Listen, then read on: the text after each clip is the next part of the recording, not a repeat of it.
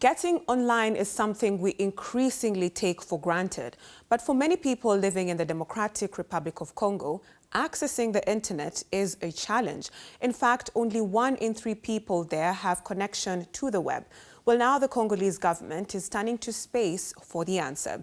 They've signed a $400 million partnership with a Monaco-based company to launch a dedicated satellite for broadband access.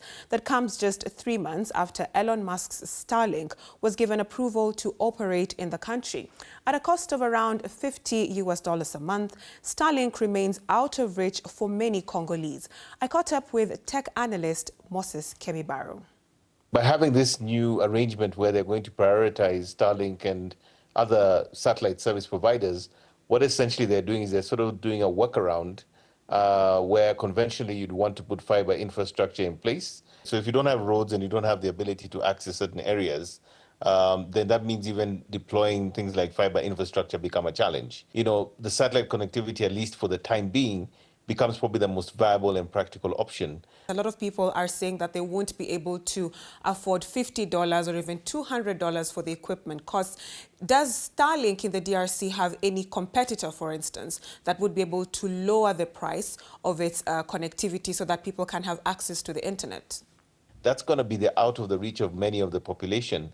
But you can imagine a scenario where you might have sort of rural or community-based internet access where possibly, in partnership with Starlink, they'll be able to deploy maybe local area networks, probably on a wireless basis, using Wi-Fi, so that maybe one Starlink terminal is serving a small community or a number of users in that area.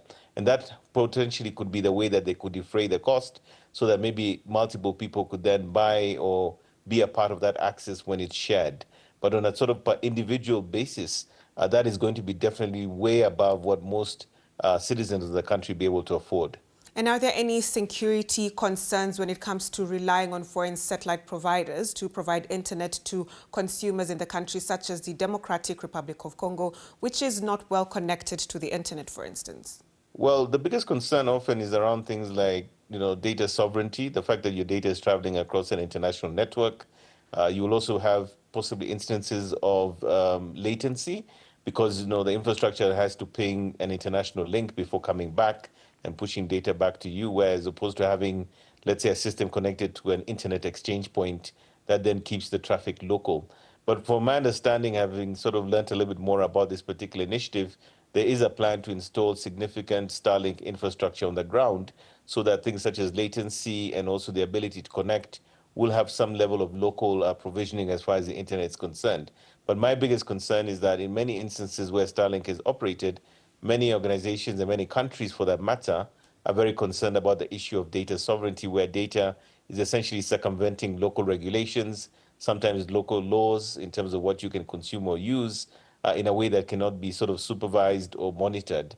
But going forward, as I see it, I think this might end up being something of an interim solution, because inevitably and eventually, fiber and cost-effective internet access will only be possible using more conventional methods that are far cheaper and far more reliable than satellite connectivity. There are caveats, even with the great speeds that you see on Starlink, as we have seen in Kenya. When there are so many people connected to the network, you do start seeing deterioration in service in terms of the more people who get on, especially in urban scenarios, versus, say, in a rural scenario where the connectivity is not as taken up, so to speak. And if we look at what's happening in the eastern part of the Democratic Republic of Congo, the ongoing conflict, do you foresee the expanded satellite internet access supporting humanitarian efforts that are happening there, or even helping other humanitarian agencies, for instance, document human rights abuses if they happen in that side of the region or across the country? Absolutely. I think the moment you have reliable, high-quality broadband internet access,